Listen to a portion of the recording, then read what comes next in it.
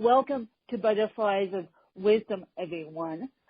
Today is Thursday. We don't typically do mail episodes on Thursdays, but because of technology and because of crazy weeks, we decided to do this one on Thursday. And I thought I had my boss coming on after this, but apparently it's spring break, and apparently my boss wants nothing to do with work-related stuff. But we are going to talk about kids and technology because I found an article in the Wall Street Journal now, and it said, should teens be spending too much time on technology? And I automatically sent that to Mel, thinking that we could do a podcast episode on this. So here we go. And I'm going to give you my feelings, and then I'm going to let Mel give you his. And my feelings are, as we talked about last week during the job transition timing, Mel brought up a good point. Keyboards are no longer in existence in a computer lab. What is there? The iPad. What is there? Mommy and Daddy's cell phone. So typing on a keyboard isn't no longer in existence. I can barely type. So taking the computer class is not something I don't think kids are necessarily into anymore. So, but at the same time, we have to be careful as to what we say to the kids, as to how we present online, because the internet is a doorway of worms and rabbit holes that you don't necessarily want the 8-year-old going down, or the 14-year-old going down, or maybe even my age, the 30-year-old going down. Quite frankly, let's be honest, the disabled have to make those choices too.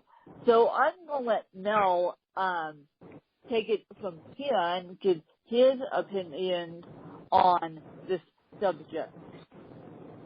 Well, hello, everybody. How are you? Mel here.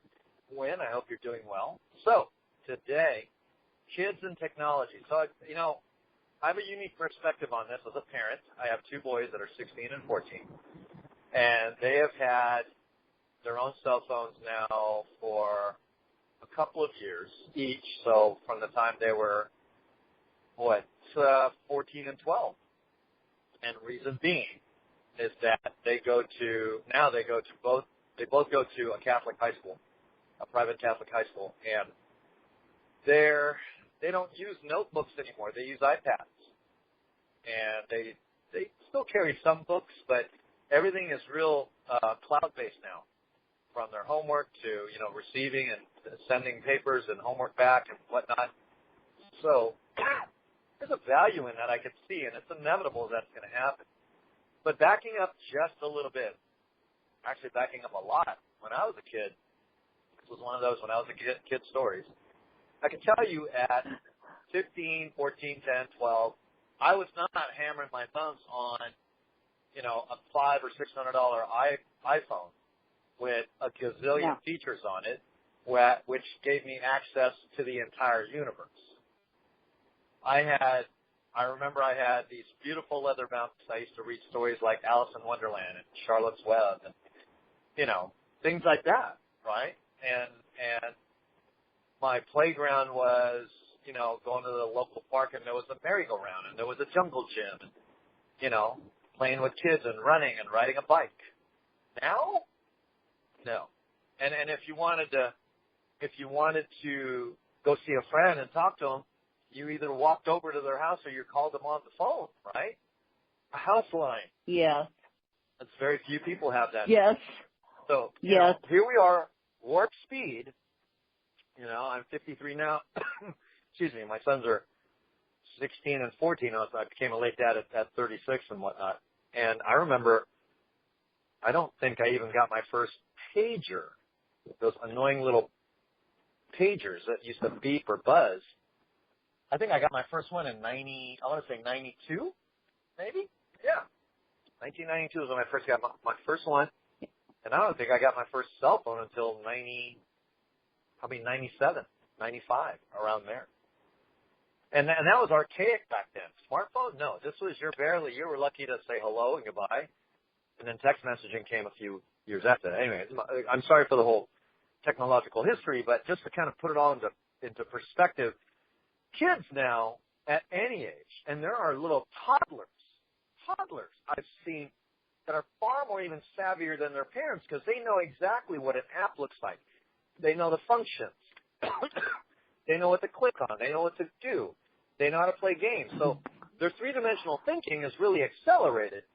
And on top of that, as they get older, their ability to process information is dynamic. It's incredibly fast. The only thing that's missing, obviously, is the emotional intelligence and the emotional maturity behind it. That's what concerns me a lot. Yeah. A lot. And the reason why I bring this up, and then I'm going to date myself here, I'm just going to say this. Toddlers know how to find Elmo on the iPad quicker than they know how to find Elmo on the TV screen. PBS. Right. PBS is being cut, by the way. So, in its budget cut. So, and that's really heartbreaking that now PBS is going to Netflix, I believe, not necessarily PBS, but yeah. So kids nowadays know how to find Elmo in the App Store and Elmo on the iPad rather than turning on PBS. So I didn't get my cell phone until I was I got my cell phone when I was 16.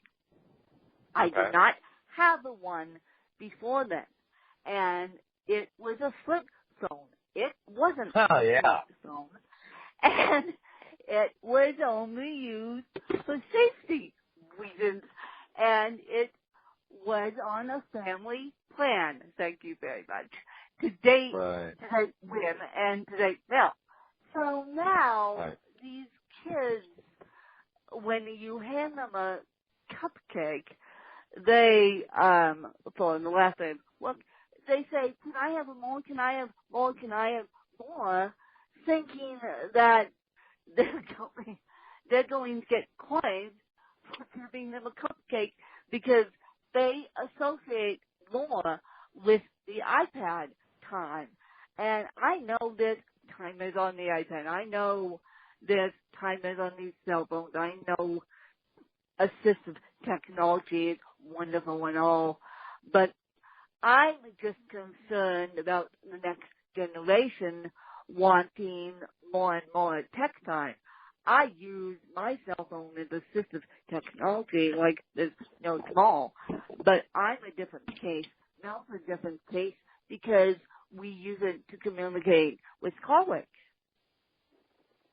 Right. Yeah. We use it for business now, and I got to tell you, business has accelerated by triple warp speed. Yeah. Just the real estate industry alone. You used to have to mail documents and then fax them over, and now you can literally buy a home in a very, very fast pace. It doesn't take very much. You can buy a car online and not even have to look at it. You can rent an apartment. Any of that. So what kind of concerns me is the access to information and the ability to acquire things at such a blazing light speed. And I think it's more the access to the information that kind of concerns me, because if it's not taught in a progressive manner and understanding to respect the information and understanding the historical value of the information, I think it gets lost. I think substance and depth gets lost. I mean, kids absolutely right now, I think their conversational skills have taken a big hit, for sure. You know, I mean, if you were to take away, I don't know, take 10 kids, right? All the same age, different backgrounds, but all cell phone and iPhone owners. Take away those cell phones and iPhones for an entire day. An entire day. I guarantee you the first 15 minutes, it'd be filled with anxiety. Because they'd feel crippled without it. Kind of like, I don't know, speaking for myself, not having a car paralyzes my entire life. More so than a phone. Because I'm so used to just getting up and going, and I have this appointment, I got to do that, got to do this, got to do that. That's what it would be equal to me. Now, if I didn't have an iPhone for a day, I'd be thinking about it, thinking, oh my God, I'm logged off for a whole day. I'm invisible to the world. I don't have to answer to anybody. It's a freedom. You give it to a kid, yes, it's their entire life, right? Their entire identity is tied to it. Between Snapchat and Instagram, Twitter, Facebook, whatever, Twitter, whatever it is they use, right? So, yes, my 14-year-old son literally, just he learned a hard lesson in that he was spending so much time on his device communicating with this girl that he really likes, and I guess their boyfriend and girlfriend and whatnot, whatever that means at 14, that the grades started to suffer, and up late, and, if you take away the phone, they're communicating via iPad, so it doesn't really matter, right? And yep. If you take away the iPhone, then the excuse is, well, I can't do my homework. Well, I certainly am not going to micromanage my relationship with my son and stand over him watching what he's doing. It's just not my style. I don't manage by crisis. I just don't. So either way, you lose, right?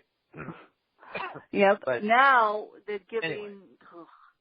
Now they're giving technology in the classrooms, the iPads, the small books, and as I said, I'm going to talk to my boss about this, becoming and helping these kids with technology just so they have the boundaries of technology, because you brought up a good point the other day to me, Mel, by saying you should become a technology coach when I was talking about the job transition. Absolutely. Because, and he's bringing this up again. There we go.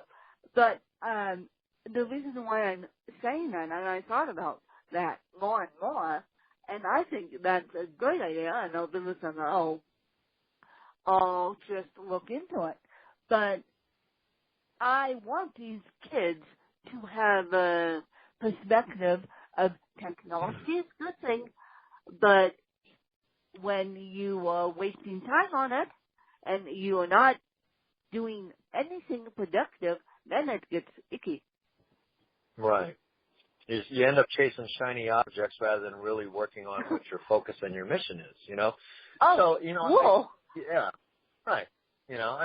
Cool. Lynn, there's gonna be a need for people who are experts in that trend, right? There's always a bridge that needs to be created whenever there's something new and that's connected to the human population. And since, everything is evolutionary, there's going to be a need for an individual who will be very well versed on that, so that they can be the bridge between that situation and the masses. Well, A, it might as well be you. Don't wait for someone else to do it. B, you might as well get paid for it. And C, add value to the world by being that individual. And also, offering it with a perspective of responsibility, right?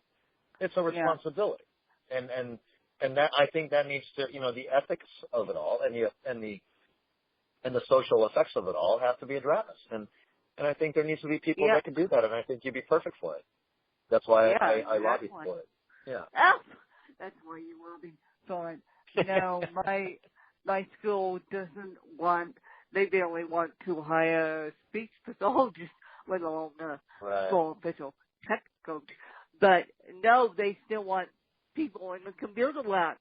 I mean, they have PCs. I know that we are iPad friendly school, but they have huge PCs in the computer lab. I know they do because I walked in it once, and it's the typical computer lab, and they're teaching the kindergartners how to type on the keyboard. I'm like, that's not helping it may help with ABCs and finding the letters on the keyboard, but in the long run, it's not helping because the kindergartners know how to click on our app so faster than we do. Right. Well, So, it's the primary function. It's the only motive, right? It's the only motive for them. They don't have any other scope of perspective, and that's okay. It's sheer entertainment. Otherwise, they're not going to look up an encyclopedia for anything, right? They're looking for, how do I play, Teenage Mutant Ninja Turtles or whatever they do now. I'm probably so way off. I'm probably so way off base with that. The last me too. The last children's kind of activity or entertainment I know of is SpongeBob SquarePants, and even that is incredibly adult. Yes. Right? Yes. I mean, that's already passé. Yes. That's old already. We're talking. My oldest son was born in 2000, and that's all we watched for like 3 years, and I literally knew every episode. And now it's like it doesn't matter. I mean, I could almost recite every episode to you. No. So, yeah. it's funny. Yeah, but still, it doesn't matter. It doesn't matter. These kids don't know who Oscar the Grouch is. My kids don't know who Oscar the Grouch is. They don't know Ernie and Bert, whereas your kids were coming out of that generation, but that's your generation and my generation completely, because I am an 80s and 90s kid. But the fact that they can find Elmo on the iPad and Bert and Ernie make digital children's books now just fascinates the heck out of me. Right. I mean, there's good with it. Don't get me wrong. Okay, it's a fantastic thing. With yeah. technology. Right. Don't get it wrong here. But sure. It's like these teachers have to scale back when they hand kid. I mean, when I was, and I'm doing it again, I'm taking college classes all online. So, yeah. Right. Doing the papers all online, handing it to the teacher online, and it's like, geez, okay. So, but that's a different story in itself. But I'm like, okay. So don't get us wrong when you're listening to Mel and I speak about this, but at the same time, I want you to think about what you're handing your kids. Right. Yeah, it's a vulnerable thing. And then let's not talk about, God, dare I say this, but it's out there, predators online, right? Yeah.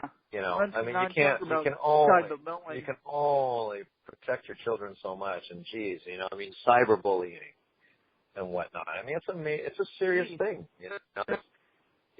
Sometimes over access to information or over access to the world isn't good. You can only strengthen and fortify a child's mind and decision-making abilities by being consistent with your parenting. And my parenting style is not to tell my sons what to do, but to give them references as to what causes and effects are in certain situations. I mean, I want my sons, it's my hope and wish that my sons become responsible fathers and caring and loving dads, and caring and loving, romantic husbands who really, honor their wives, and the only way I know how to do that in my part is to A, lead by example, and B, communicate with them in such that I don't want to be another person telling them what to do. I would much rather, share with them, either experiences or insights that I know of, so that they can kind of compare it in their own mind. And it's a brilliant thing to watch, in that our conversations and our communication is awesome that way. Now, there are times when, I got to be dad. I do drop the hammer, and I either give a look or I just say enough is enough, and it happens. They know the boundaries. But 99% of the time, we have such an enjoyable time together whenever I have them. I only get a part of the time. And I decided that I was not going to be a micromanaging dad. I just wasn't going to do it. I wanted to make sure that every time they saw me, A, I was consistent in my treatment of them and behavior towards them, and B, that they looked forward to it because, we could have quality conversations and there was a level of respect that was mutual. I gave them tremendous amounts of respect and love and friendship, at a high level while being their dad. Treating them in a manner that when they're not with me, they're gonna treat the whole world the same way because they don't know any different. And so, if you're wondering what Mel's referring to, Mel, unfortunately, is divorced. So now that's a podcast in itself talking about that. And we need to bring an expert on, and eventually we will bring an expert on in divorce, you guys, because I know several kids that I work with go to mom and dad's house during the week. I mean, I know a child who has diabetes, who uses technology to keep track of the diabetes, but yet she still goes to mom's house during the week and dad's during the weekend. So, relating this back to technology could be a great thing, but human conversation is even a greater thing. Oh, God, you couldn't be more right if you tried. Here's another caveat to that. You know what I love? You know what I love? I still believe in, and I'm very romantic about it to a certain degree, the handwritten thank you note or a handwritten letter. I mean, there's something powerful. There's something powerful about that. I mean, try that, Wynn. Try that. Get yourself a bunch of blank greeting cards that has a nice graphic in the front, whether it's a picture of a flower, anything that resonates with you. Just no words. Just a really artistic card, and have it. Make sure it's blank inside, with no motive or anything like that, no direction.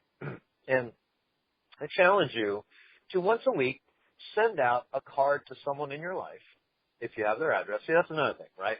We text so much and we email so much that we even have people's addresses anymore. So send them a note. Put a stamp on it. Let the post office actually carry it out. The postman bring it to that person's home, and watch the reaction of somebody who opens that card and goes, "Oh my God!" I mean, at least for me, it's such a personal gesture that if I received a card from you, I would like to think that if you received one from me, you'd somewhat be kind of blown away because it takes the time, the effort, the thought behind the words, or whatever the case may be, and just to have it done. I mean, it could be simple words as, just thinking about you, hope you're doing well. That's it. Yeah. Right?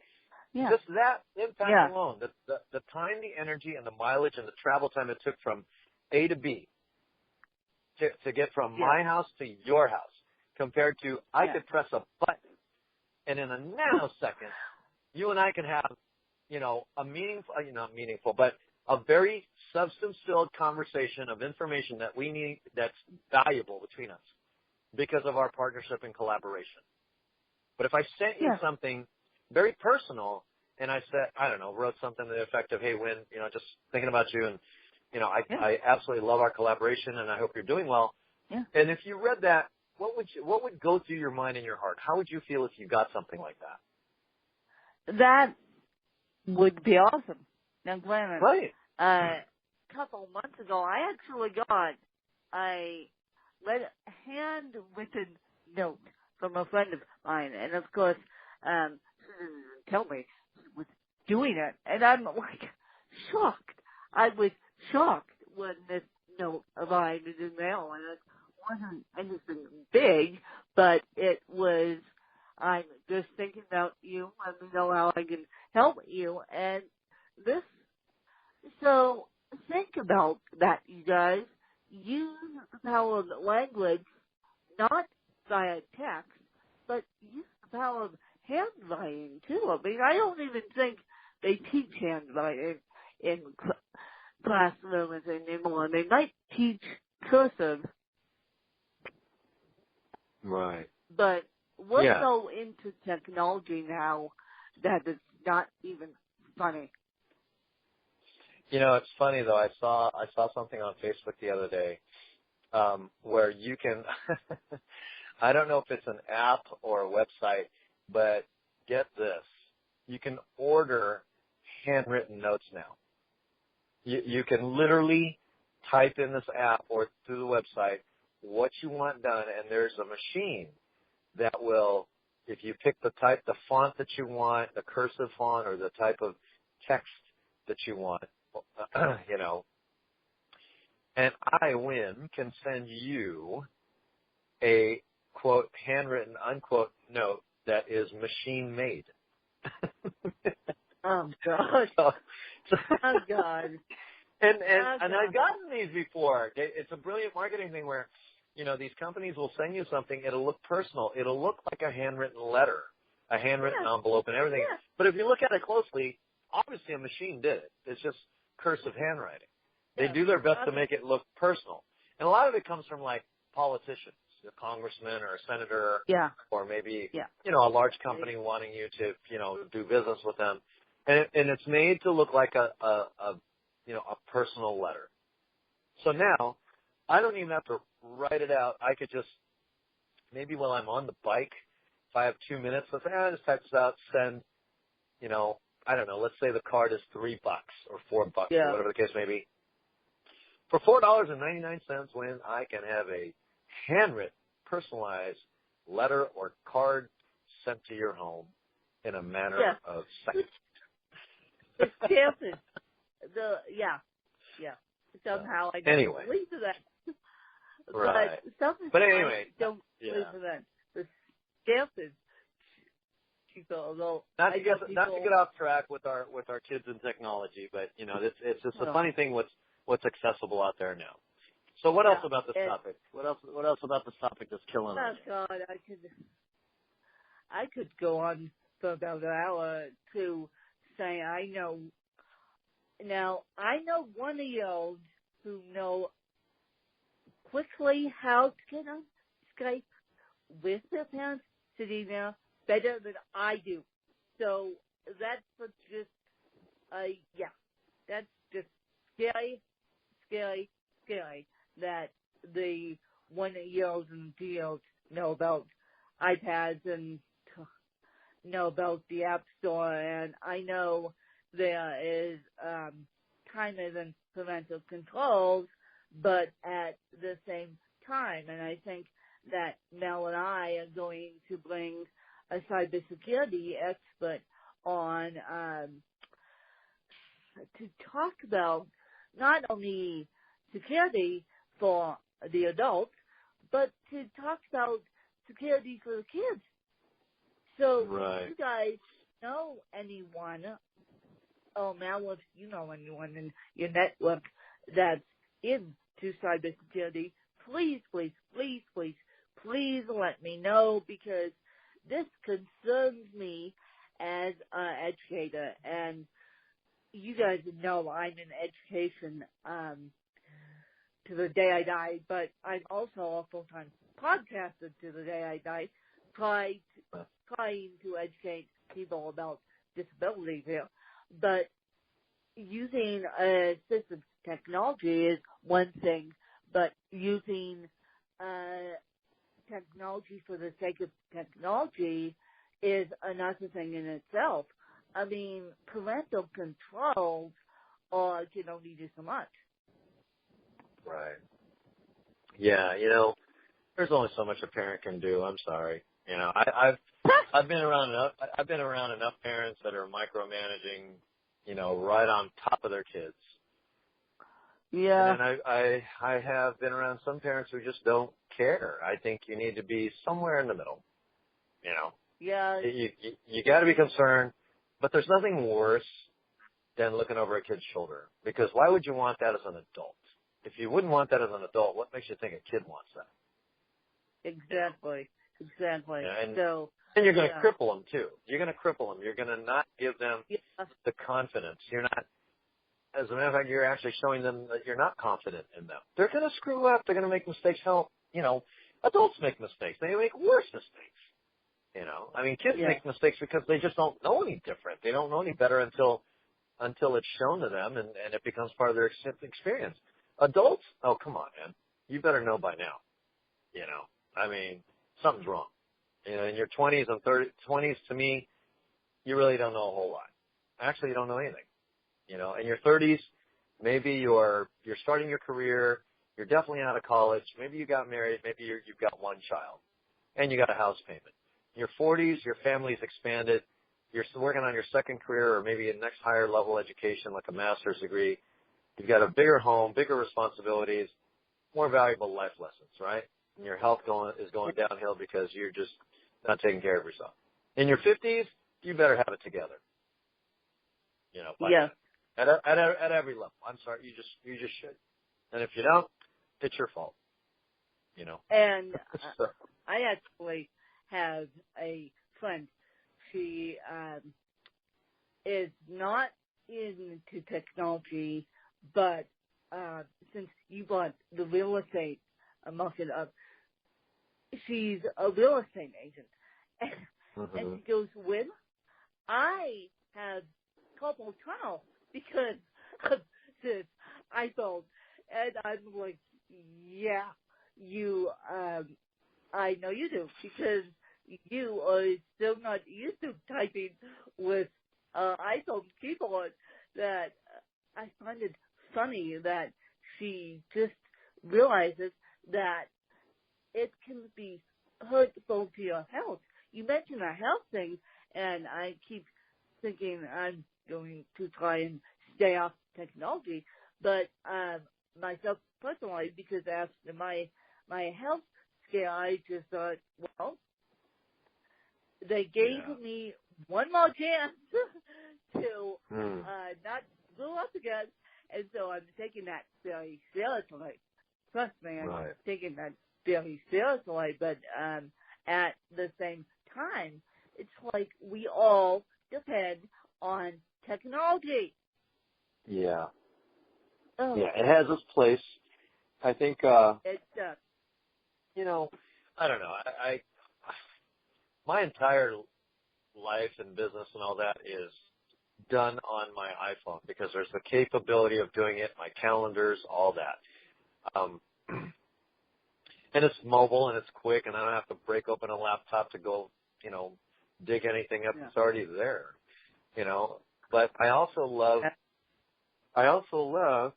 the capability of logging off, So when I get home, or if I'm spending time with people, or I definitely when I'm on vacation, oh my God, it's just awesome to not even be around, like disappear.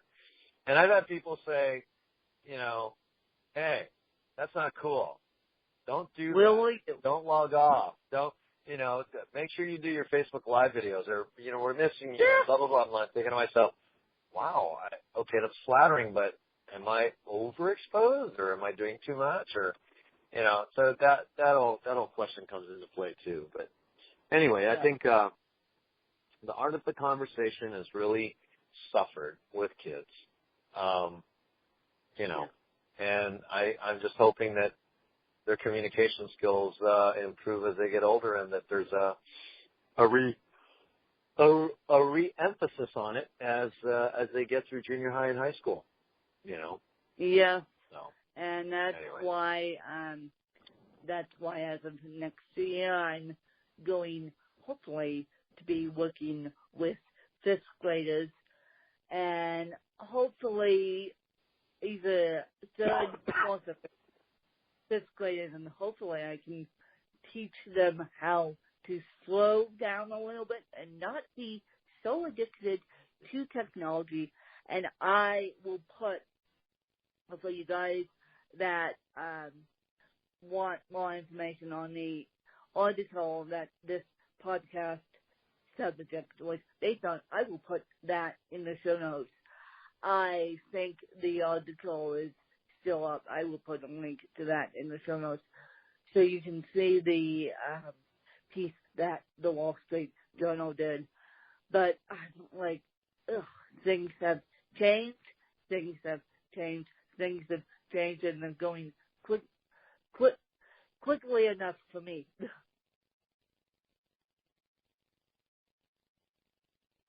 And so I just hope that the audit conversation comes back, as Mel said. And is there any closing episode thoughts that you want to state, Mel, before we close this episode out?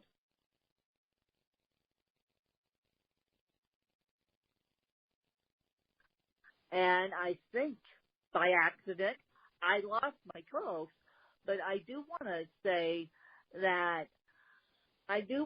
while I still have you guys, I do want to say that just spend time with your kids, and it's all going to be okay. And my co-host nicely. I'm here. Sorry. Me. No, I'm here. I'm here, Wynn. I'm sorry. I'm here. I'm back. Okay. I'm like, he nicely got quiet on me. See, technology. That's the story. It backfired on us. It's backfired on. See, we're talking about technology, and my co-host gets nicely quiet on me. Oh God, that's funny. It backfired.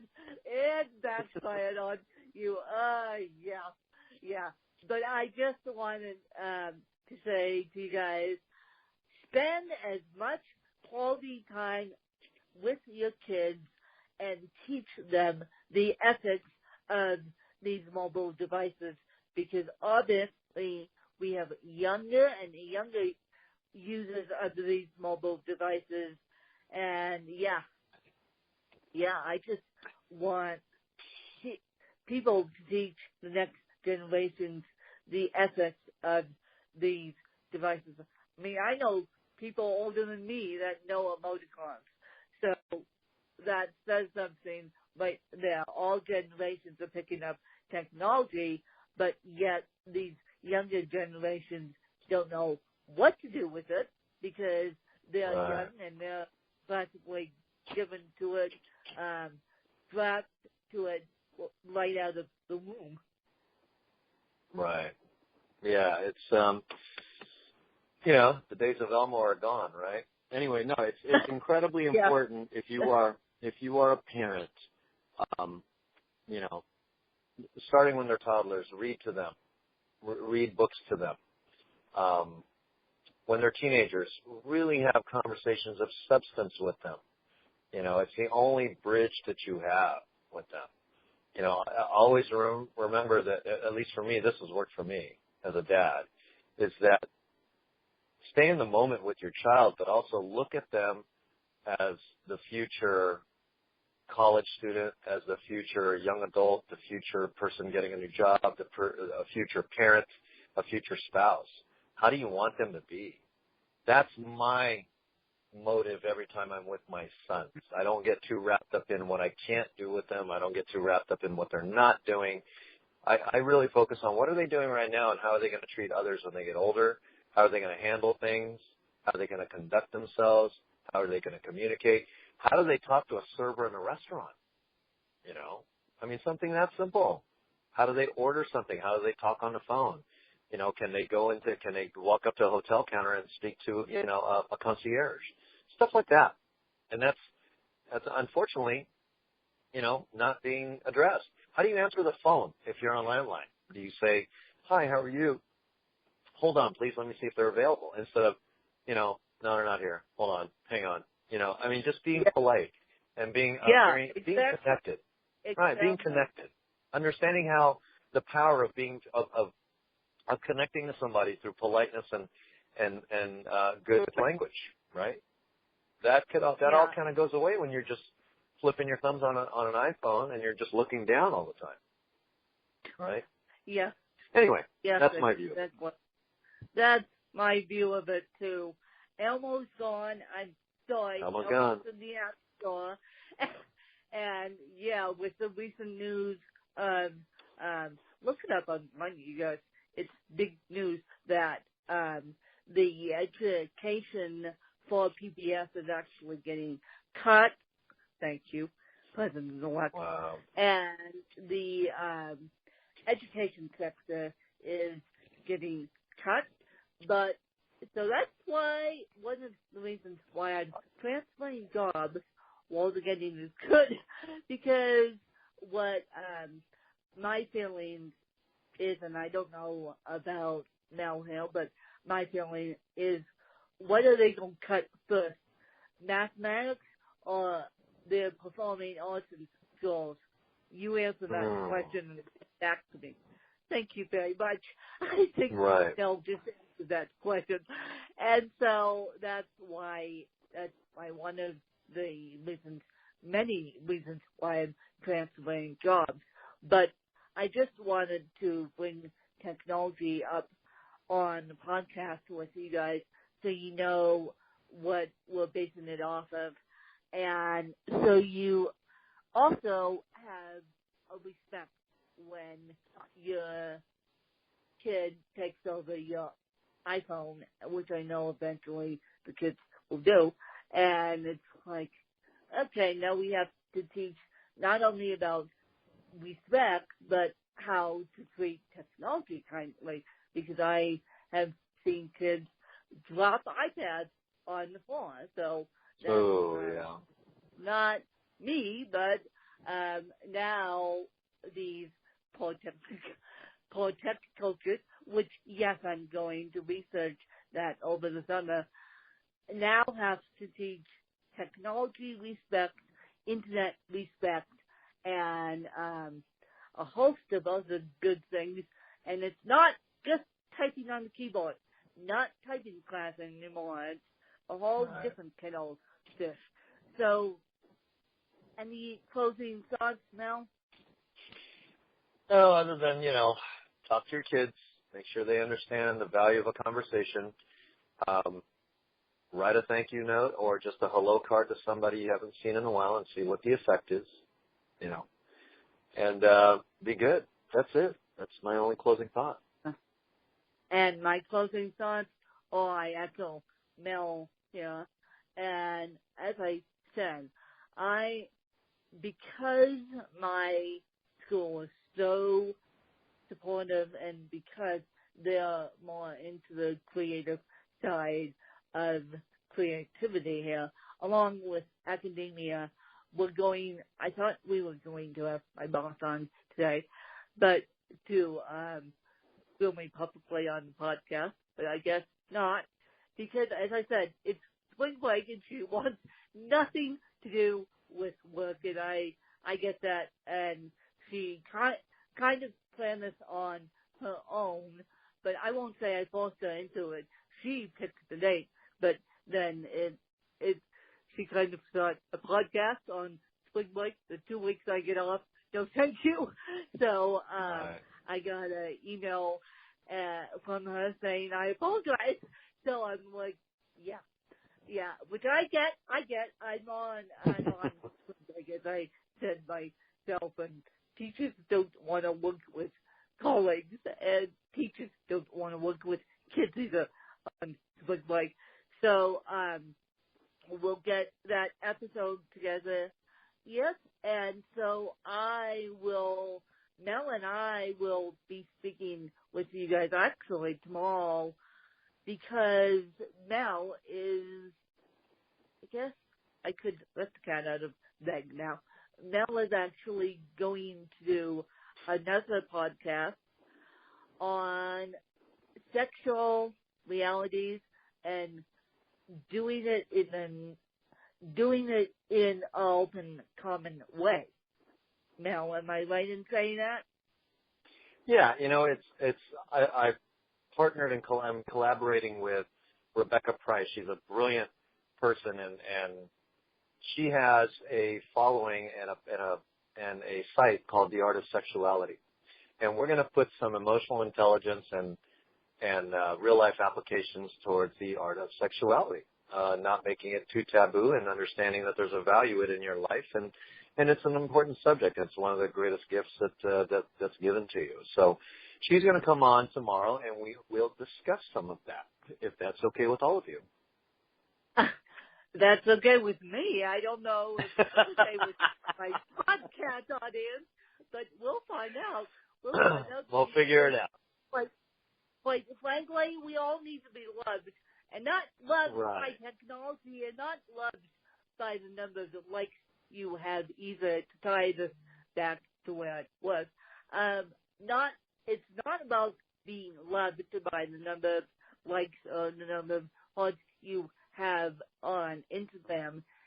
Although that's nice too, but it's about being loved and being respectful to the human body and to technology. Pretty much so. Okay, sounds good. Till tomorrow then. So we'll see you guys tomorrow, and you will be hearing both episodes on Sunday, and so that should be interesting, and I can't wait. It's going to be awesome. Thank you, guys. Thank you.